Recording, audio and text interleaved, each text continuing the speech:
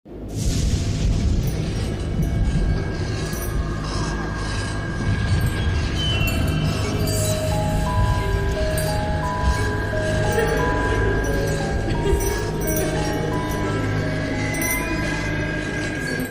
semua, hari ini kita akan membahas kasus yang berasal dari Pasuruan. Desember 2023, warga Kecamatan Panggungrejo, Pasuruan dibuat kaget oleh berita yang disampaikan seorang laki-laki muda. Ia mengajak para warga untuk membantu keluarga pacarnya yang sedang disekap oleh seorang penjahat. Mereka disekap di dalam rumahnya sendiri. Bagaimana ceritanya? Tonton sampai habis ya. Ibu Hosidah merupakan perempuan paruh baya, usianya sekitar 54 tahun. Ibu Hosidah tinggal di Jalan Imam Bonjol, Kelurahan Bugul, Kecamatan Panggungrejo, Pasuruan.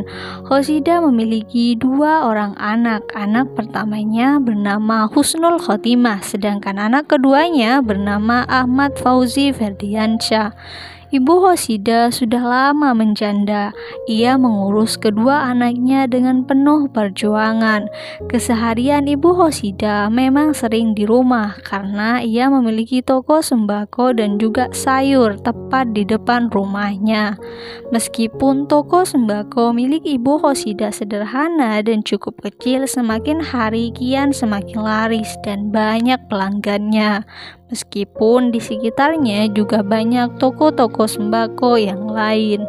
Muji Selamat tinggal di Kelurahan Bugul, Kecamatan Panggungrejo, Pasuruan.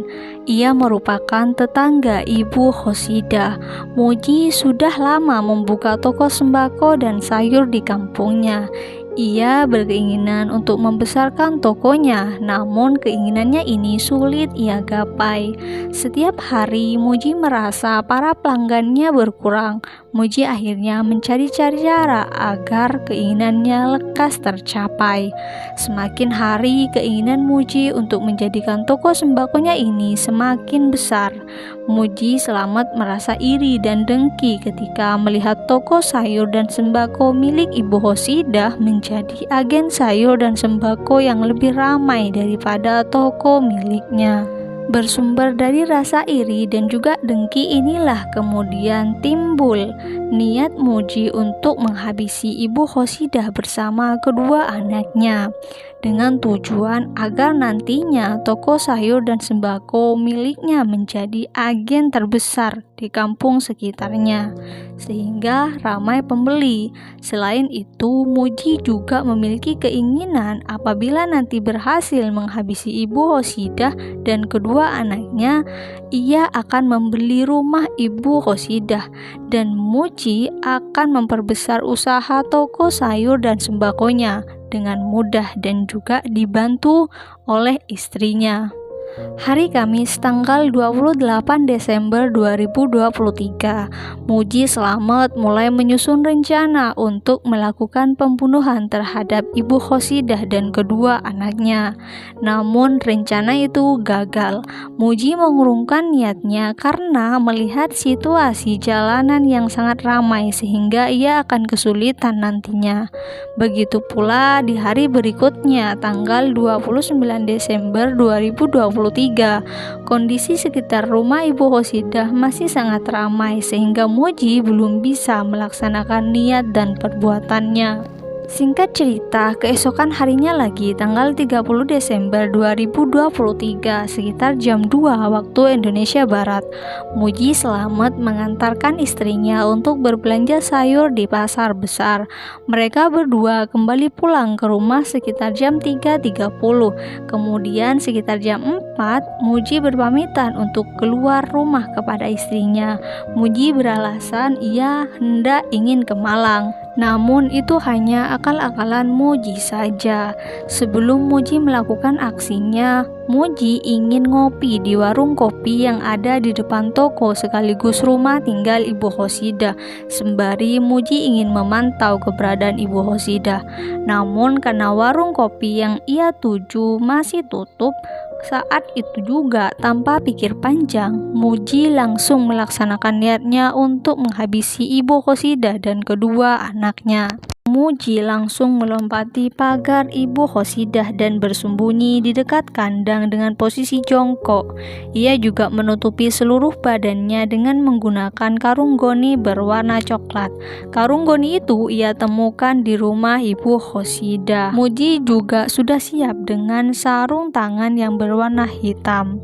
Selanjutnya, Muji menunggu Ibu Qasidah datang dan menunggu kesempatan untuk ia dapat menyelinap masuk ke toko Ibu Qasidah. Sekitar jam 4:30, Ibu Qasidah membuka pintu rumah, kemudian membuka pintu toko dan masuk ke dalamnya.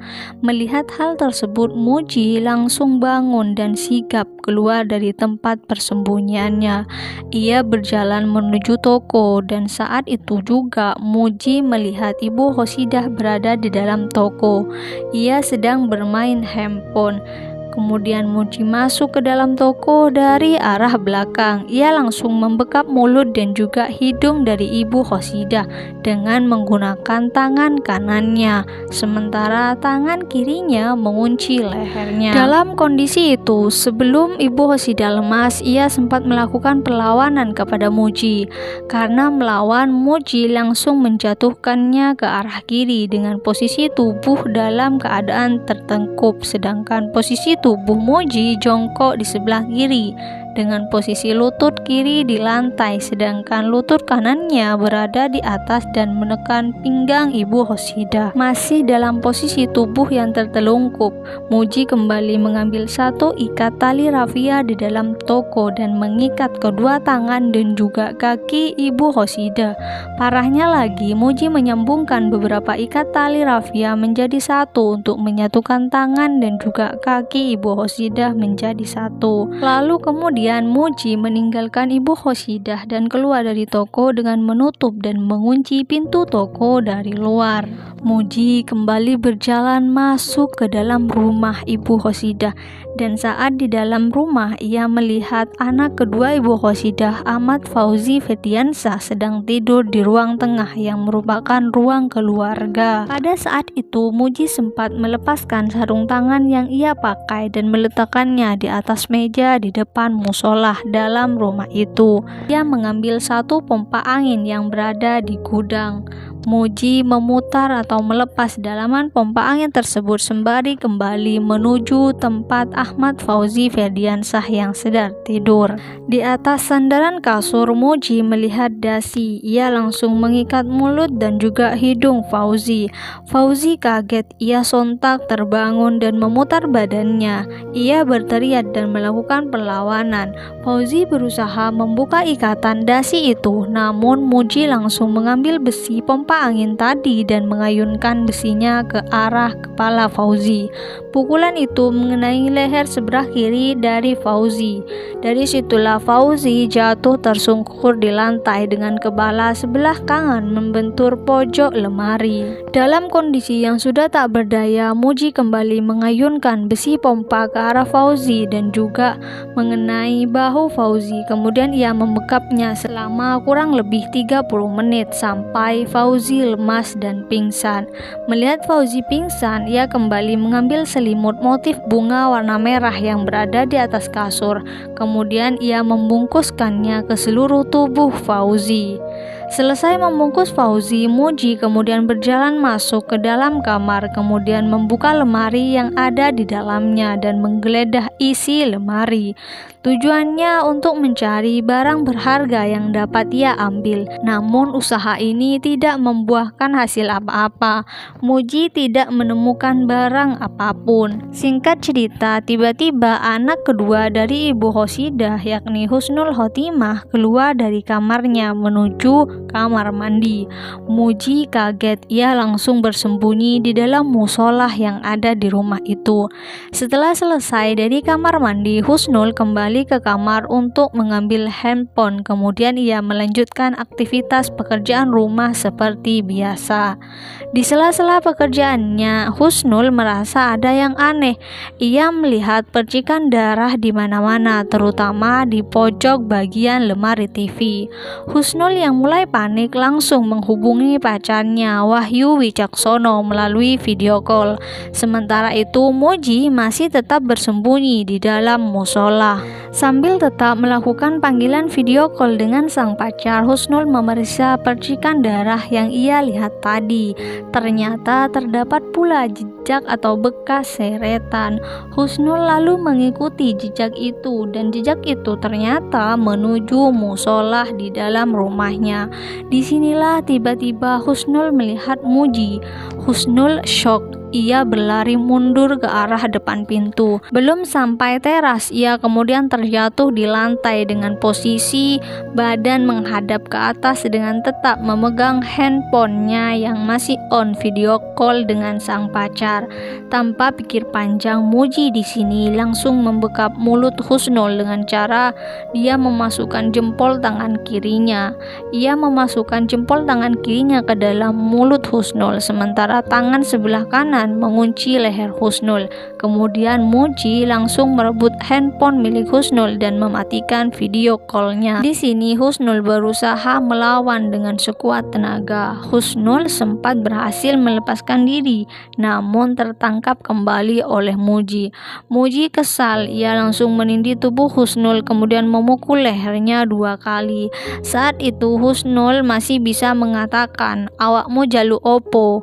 Mendengar suara itu, ia langsung mengambil kaos dalam dan menyumpalnya ke dalam mulut Husnul. Melihat Husnul mulai lemas dan Muji juga mulai kelelahan, Muji duduk di sofa sambil melepas topi warna hijaunya. Kurang lebih sekitar 15 menit ia duduk, tiba-tiba pacar Husnul datang bersama dengan beberapa warga sekitar. Mereka semua berusaha masuk ke dalam rumah. Di situ Muji mulai panik. Mereka semua melihat Muji selamat berdiri. Di situ pacar Husnul melihat Husnul yang dengan kondisi lemas berada di lantai. Ia kemudian langsung membawa Husnul untuk mendapatkan pertolongan medis. Sementara itu warga lainnya melihat tubuh Fauzi Ferdiansyah yang berada di dalam musolah dengan keadaan tak bernyawa. Tidak hanya itu saja, warga juga mendobrak pintu toko dan melihat tubuh Khosidah yang juga sudah tidak bernyawa di dalam toko.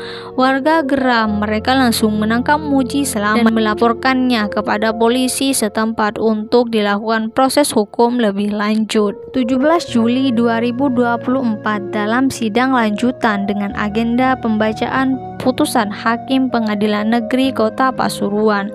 Secara tegas, hakim menjatuhkan vonis hukuman mati kepada Muji Selamet.